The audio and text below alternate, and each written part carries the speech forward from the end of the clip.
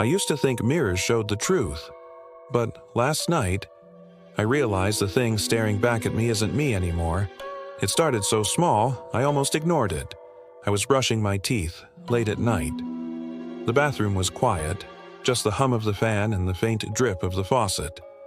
My reflection stared back, same messy hair, same tired eyes. But when I spat into the sink, it didn't. For half a second, it just stood there, toothbrush in hand, smiling faintly as if amused by me. Then it caught up, spitting a second later. I froze. My first thought?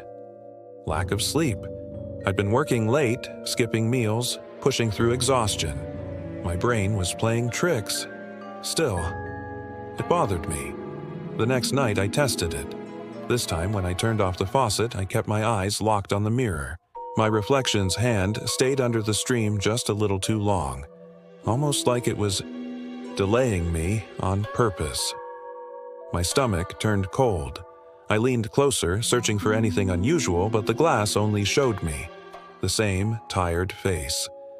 I whispered to myself, "You're imagining it." But deep down, a part of me wasn't so sure. By the third night, paranoia had taken root. I brushed my teeth slowly, deliberately, mimicking every move. I blinked, raised my hand, tilted my head side to side, and that's when I noticed it.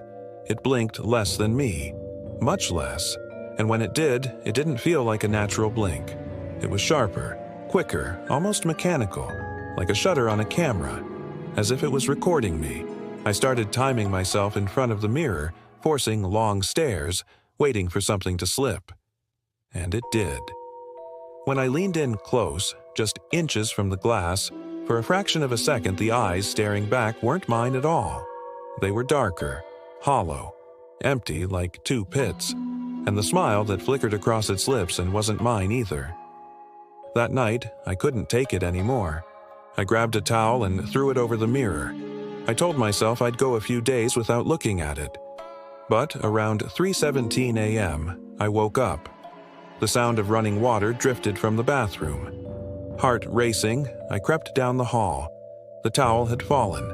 The faucet was on, and my reflection was waiting, smiling.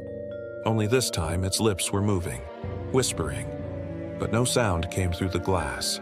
The following day, I refused to use the bathroom. I shaved without a mirror, dressed without looking at my reflection in windows or my phone camera. But paranoia followed me everywhere. At work, I caught myself avoiding polished surfaces, chrome, anything reflective. On the way home, I passed a store window. Against every instinct, I glanced at it and froze. Because in the reflection, I wasn't walking. I was standing still, watching myself go by.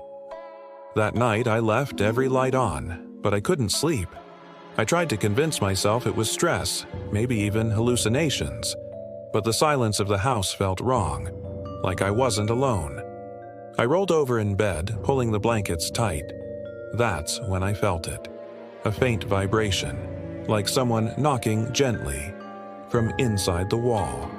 The sound led to the bathroom, to the mirror. I told myself not to look, but my body betrayed me. I stumbled into the room, turned on the light, hands trembling. My reflection was there, but this time, it didn't move at all. I lifted my hand, it stayed still. I waved, nothing.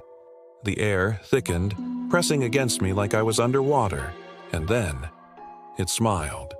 A wide, unnatural grin that split across its face like a glass cracking under pressure. Slowly, it leaned forward, closer, closer, until its forehead pressed against the glass. I backed away, heart hammering. Then, suddenly, its hand slammed against the mirror. The sound was deafening, rattling the walls. The surface warped, rippling like water.